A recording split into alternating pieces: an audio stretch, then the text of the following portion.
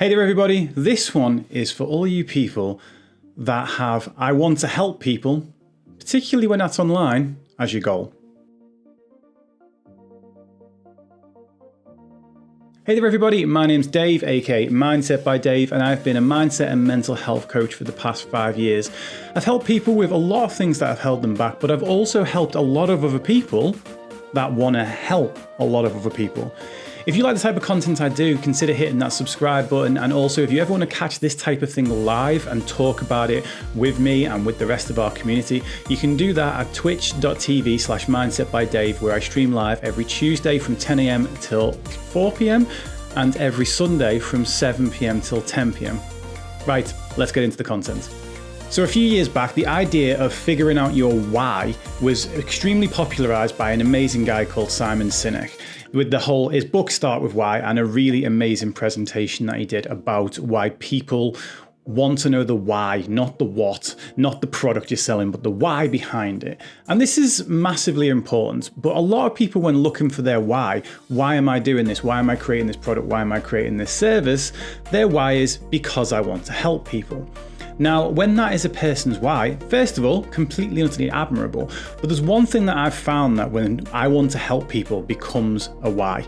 We need to get a little bit more specific than that, and we need to know where we want to help people, and we need to kind of narrow it down a little bit.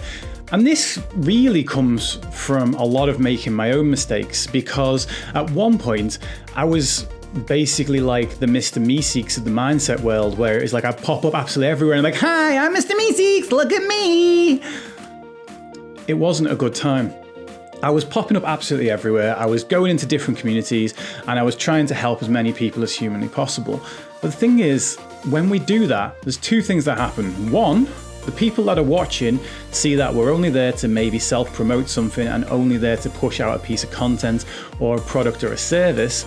And two, we lose track of everywhere that we've done this. We suddenly have a million tabs open in our brains. It's actually like the episode with the Mr Meeseeks, where we've got 100 different Mr Meeseeks all around trying to serve their purpose and going insane while they're not actually achieving it. It's not actually good for you as the person that's actually trying to help out there. And what would be better than doing this and go into a lot of these different areas is picking a few smaller areas where you can go and actually build larger relationships. Going into a place where you actually make contact, where people get to see your knowledge, people get to see your experience, and then you get a chance to actually put all of that in there before you then try and help any one of those people individually. There's something really sad about kind of building a business around wanting to help these days, because people are very skeptical about people who just want to help. I've run a service called A Life a Day for the last 3 years. It's completely and utterly free. It has 3 rules to it. Number 1, that I won't sell to people while they're on it.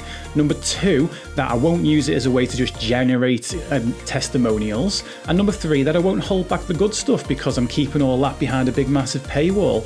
And I had to create those 3 walls because what I've seen over the last 3 years is just how skeptical people are about free material.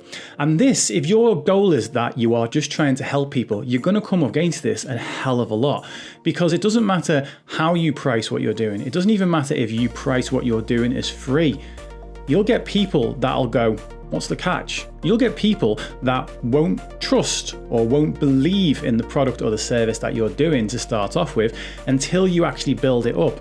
And even with a free service, it can be extremely, extremely difficult to actually fill spaces on a free class or on a free product. And this isn't down to the fact that people don't like free stuff. If a free PS4 was dangling from a tree outside someone's house and all they had to do was climb up and get it, then you better believe there'd be a bunch of people scurrying up that tree. But that's because PlayStation have got this brand reputation. People know what a PlayStation is. People actually don't even really care what the catch is when it comes to a PlayStation, because they know what the product is.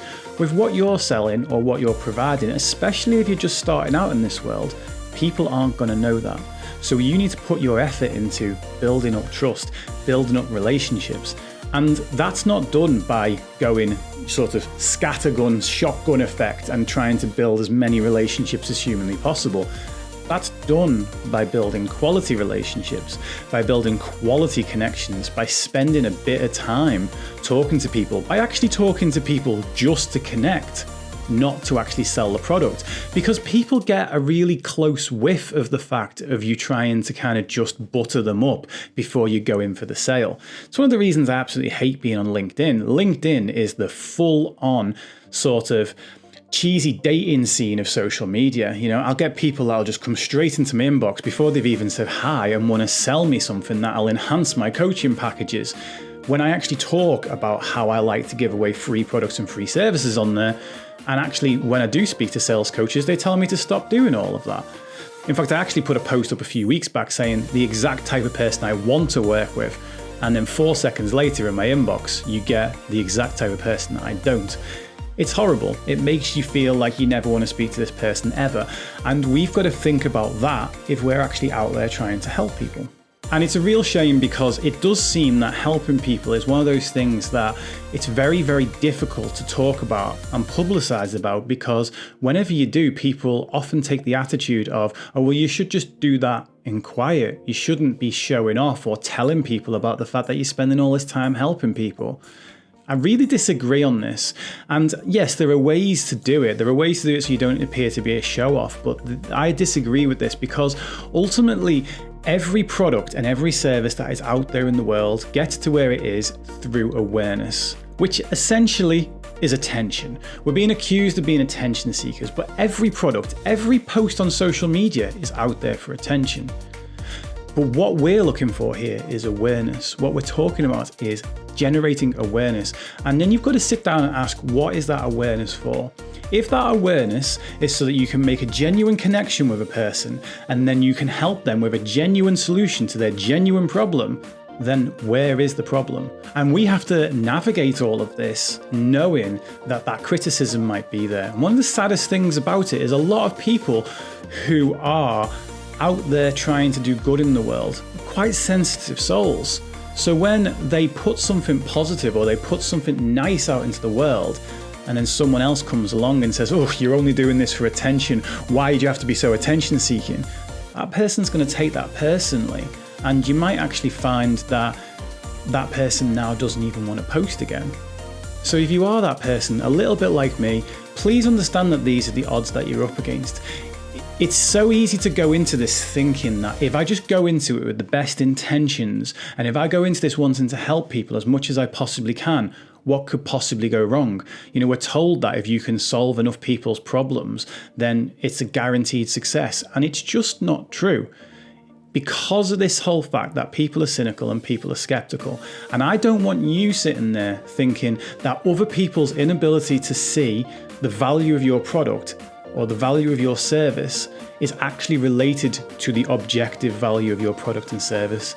Your product or service will become valued based on public perception of it. And as long as we go into this knowing that we're up against the odds a little bit on this, I'm not saying this to put you off. I'm saying this to build you up. I'm saying this to say, right, okay, we need to know the enemy. We need to know what we're going against here. And if we're up against the odds on this one, okay, rather than taking it personally, which I've done plenty of times, beginning to grow out of it now, but I've done it plenty of times, taking it personally when something I've put up that's just there to share positivity gets knocked down. Rather than taking those things personally, just go again, take another shot, make that other piece of content, produce that other product, create that other course, whatever it is that you know in yourself that you want to put out into the world, create that for your own sake. And don't let a little bit of criticism or someone else that doesn't get it, because let's face it, there's people that don't get everything in this world. But don't let that person hold back the good, because remember how you got into this. You got into this because you want to help people. That makes you awesome, but it's also a really hard journey. So as always, I hope this content has helped, and if it has, please hit that subscribe button. And also, if you want to talk about this, any of the other topics that are on this channel, or anything to do with mindset, mental health, or personal development, please remember you can always catch me on twitch.tv/mindsetbydave every Sunday from 7 PM till 10 PM, and every Tuesday from 10 AM to 4 PM. I would love to see you down there.